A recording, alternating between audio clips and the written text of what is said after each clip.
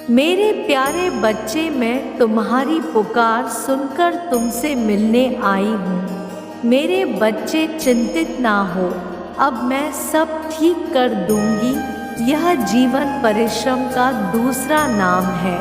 इस जीवन में जो परिश्रम करता है, फल उसी को प्राप्त होता है। इसलिए तुम परिश्रम करने से मत डरो।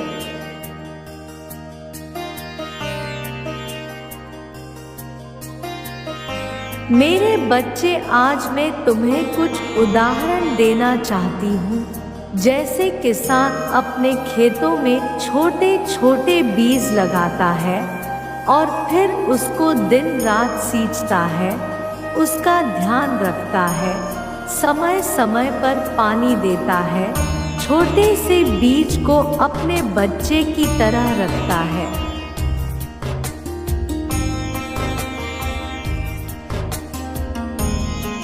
उसी तरह जीवन भी एक छोटे बच्चे की तरह है।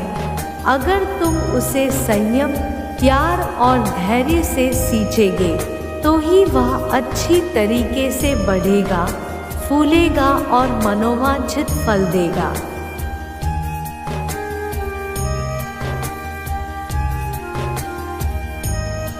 क्योंकि अगर तुमने अच्छा बीज बोया है, तभी उसका फल और फूल भी तुम्हें अच्छा मिलेगा।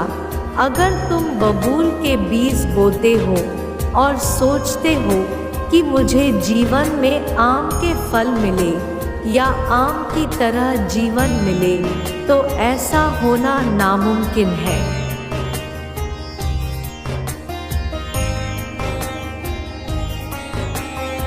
मेरे बच्चे, जो जैसा बीज बोता है, उसको फल उसके अनुसार ही मिलता है। इसी प्रकार जो जीवन में जैसा कार्य करता है, उसको वैसे ही अपना आने वाला जीवन मिलता है। इसलिए तुम्हें घबराने की जरूरत नहीं है।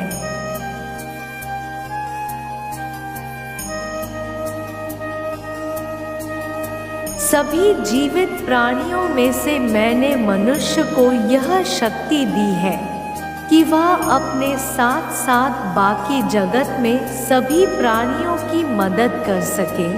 इसलिए मेरे बच्चे, अच्छा कर्म करो और अच्छे फल पाओ।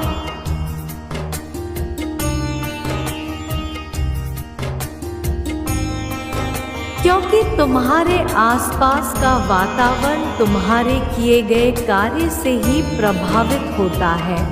अगर तुमसे कोई अपने जीवन में भूल हो गई है या तुमने किसी का दिल दुखाया है, तो मेरे बच्चे, तुम उनसे माफ़ी मांग लो, क्योंकि माफ़ी मांगने से कोई छोटा नहीं हो जाता है।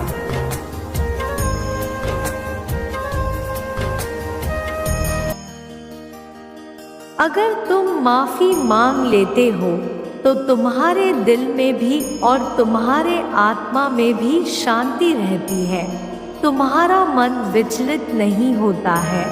माफ़ी से सदैव ही तुम्हारे अंतर आत्मा को शांति प्रदान होती है।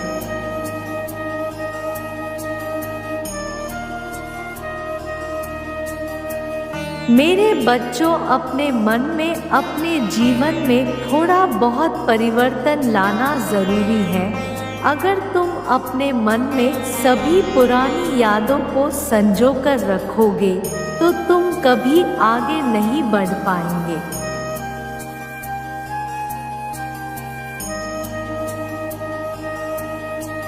क्योंकि तुम्हारा मन, तुम्हारा दिमाग पूरे दिन चिंता से ग्रस्त रहेगा।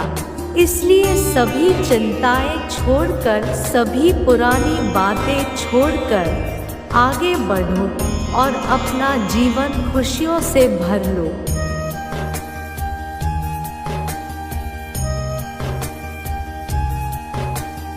क्योंकि अगर तुम अपने मन में बातों को जगह दे दोगे तो तुम्हारा दिमाग अच्छे कार्य में नहीं लग पाएगा।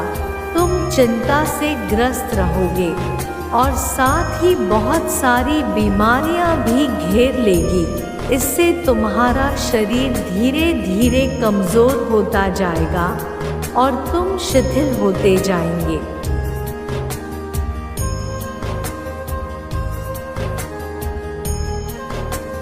इसलिए मैं चाहती हूँ मेरे बच्चे मेरे विचारों को ध्यान से समझना और अपने जीवन में इसे अपनाना। पुरानी बातों को याद करके कोई फायदा नहीं है। तुम अपने जीवन का हर एक आने वाला पल खुशी से बिताओ, उसके बारे में सोचें। उसके लिए आप अच्छे कार्य करो।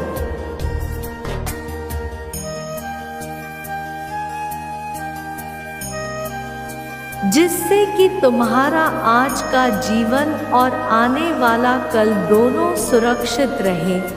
जीवन एक सुंदर फूल की तरह है।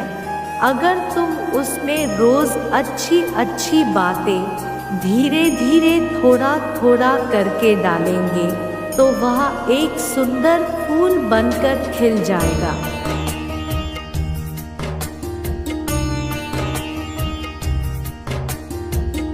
लेकिन अगर तुम उसमें अच्छी बातें, अच्छे विचार नहीं रखोगे तो वह मुरझा जाएगा।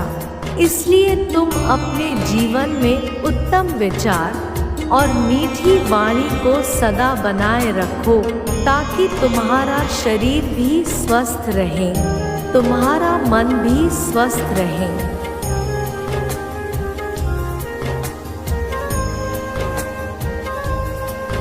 और स्वस्थ शरीर और स्वस्थ मन रहता है तो तुम्हारी आत्मा भी बहुत खुश रहती है। और तुम यकीन नहीं करोगे कि तुम्हारा आने वाला जीवन कितना सुंदर हो जाएगा। तुम्हारा पूरा दिन खुशी से बीतेगा, दुख के बारे में कभी नहीं सोचेंगे।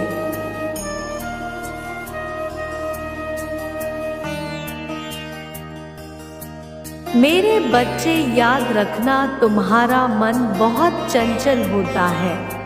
ऐसे में तुम कभी भी किसी को अपशब्द ना बोलो, क्योंकि एक बार मुंह से निकले शब्द कभी वापस नहीं हो सकते हैं।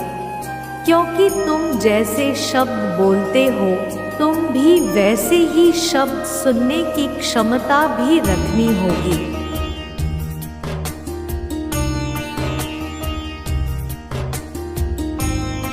अगर तुम किसी को अपशब्द बोलते हो तो तुम भी सोचो कि तुमको अगर कोई ऐसे शब्द बोलेगा तो तुम्हें कैसा महसूस होगा।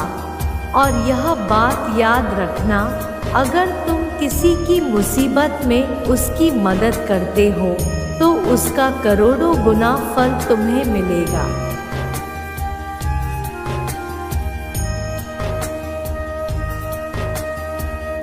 मेरे बच्चे, जो मेरी भक्ति करता है मैं उसकी नैया हमेशा पार लगाती हूँ। लेकिन जो छल कपट से जीवन जीता है और दूसरों के साथ ऐसा व्यवहार रखता है तो मैं उसके नैया को सदा के लिए डुबो देती हूँ।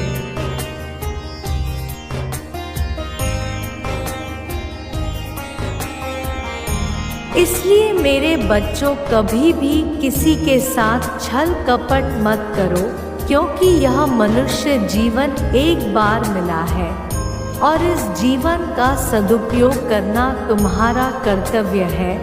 मैंने जो शक्तियाँ देकर तुम्हें इस धरती पर भेजी है, उन सब का सही जगह पर इस्तेमाल करो।